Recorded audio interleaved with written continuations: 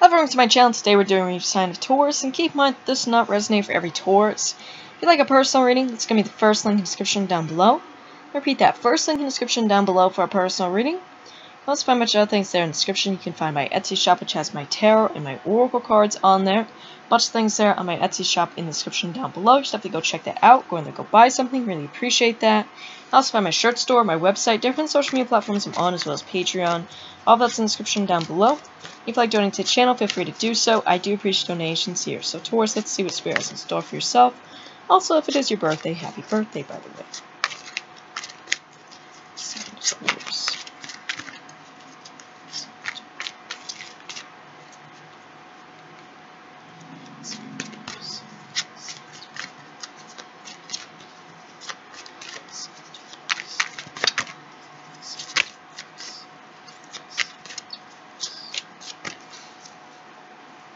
Cards for them. You have the Grail King, the Sun, Spear Maiden, Stone Knight. And there's another sign here. I think it was Aquarius that got these same exact cards. Alright, and on the bottom of the deck we have Arthur. So we have Arthur here with you, reinforcing your... And it feels like reinforcing what makes you happy. Bringing that in there. Alright, also making you stand in your power here. Alright. Let's try to get one more card.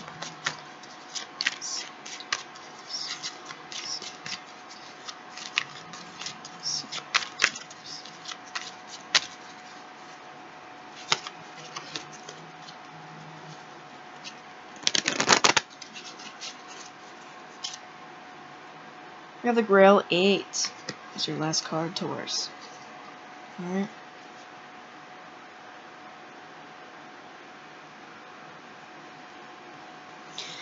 So we have the Sun.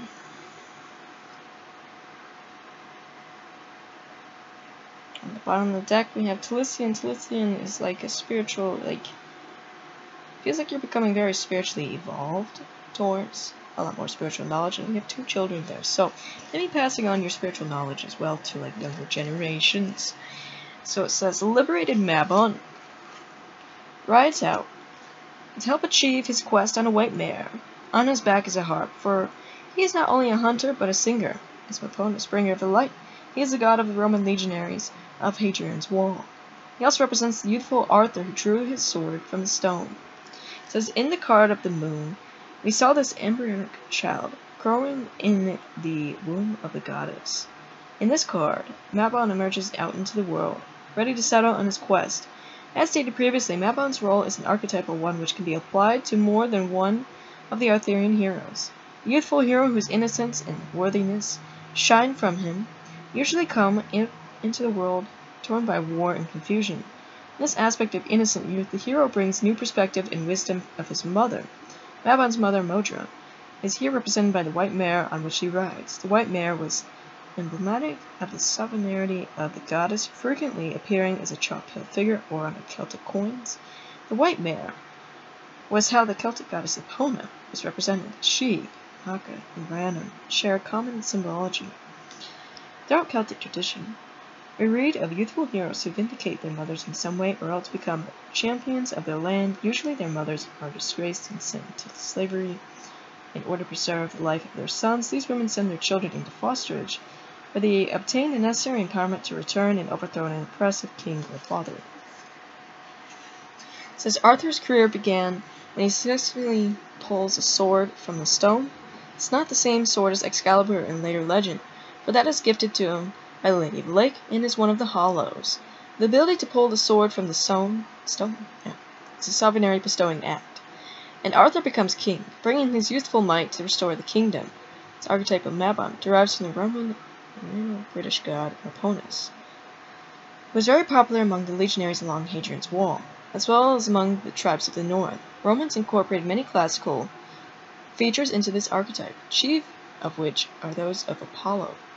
Whether earlier Druidic teachings had already been made, this connection cannot be proved, but the overlay is certainly there.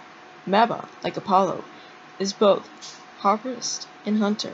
In both roles, the god is searchingly direct, meets injustice either by the challenge of its judgment represented by his harp, for that he is the judge, poet and druid, or else by force of arms. In Arthurian tradition, we find the twofold role represented by different sorts of men.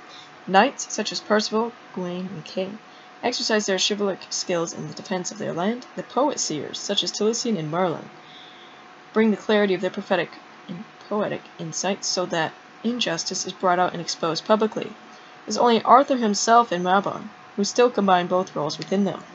It says innocence, purity, enthusiasm, warmth, a loving heart, joy, freedom, enlightenment, wholeness, health, clarity, directness, true vocation, realized. Questions. These questions are important, alright, for you to answer here, Taurus. What is coming to fruition? Alright, so what is it that you've been wanting that's coming to fruition here? Alright.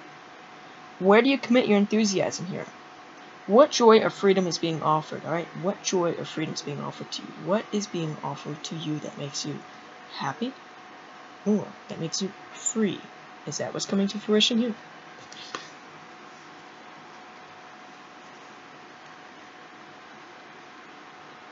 We have the Spear Maiden. The Spear Maiden runs with her spear raised. On her right wrist is a hawk. It says Luned or Linnet is a resourceful maiden who guides Owen or Gareth to help her mistress. She gives Owen a ring of invisibility and helps him avoid capture. It says an energetic, enthusiastic, outgoing, courageous, and resourceful person. Encouragement, illuminating news, loyalty. Question, where must you be forthright? Where must you be forthright here? Alright, Taurus. Now the Spear Maiden can be yourself or someone around you, but we already described how they would act, so either that's you, or it could be someone around you. Spear Maiden with the suns, that's someone that's very vibrant, very high vibrational, very full of life. We have the Grails, we have Grail 8. It says 2 candles burn on the altar of a chapel, while an 8-sided chalice of wine spills upon the floor. It says Lancelot reached the very door of the Grail chapel, only to be turned away, blinded and admonished for daring to come so close to the holy object while still living so much in the world. It says discontinuance of plan, withdrawal of energies and desires, self-pity, reassessment of old beliefs and values. Question, what must be reevaluated? Alright. So it feels like, Taurus, you're like reevaluating here. You're like reevaluating some plans that you had, and you're kind of going off in a new direction. You're kind of like letting go of some old plans that you may have had, or old people, or things that like just not really working out. Alright.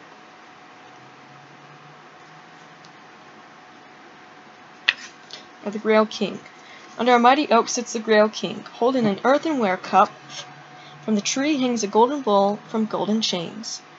Near the stream is a green stone. It says when the Grail Knight meets the Grail Guardian, he is challenged. Owain encounters such a guardian and throws water upon the green stone nearby, which provokes their combat. The golden bowl represents the archetypal vessel of quest, by which the world is healed of its divisions. It says it's understanding, generous, supportive, loving, and honorable person. A healing, latitude to move. Question, what are you honoring? What are you honoring, Taurus? Alright, now this Grail King, that could be yourself, can be a person around you, can be a spirit around you as well.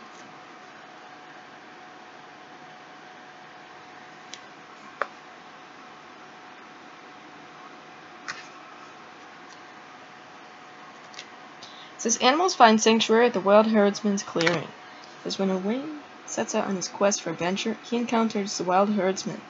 Around him gather all the animals of the forest, for he is their guardian. It says accomplishment, enjoyment of solitary pursuits, ease, love of nature, relaxation and leisure, personal satisfaction. Question, what is yours to enjoy? Look at that.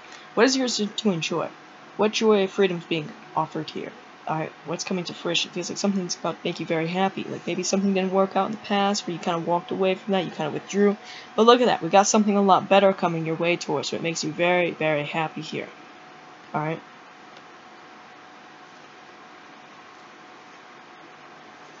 So, let's get some ruins. So, charms himself.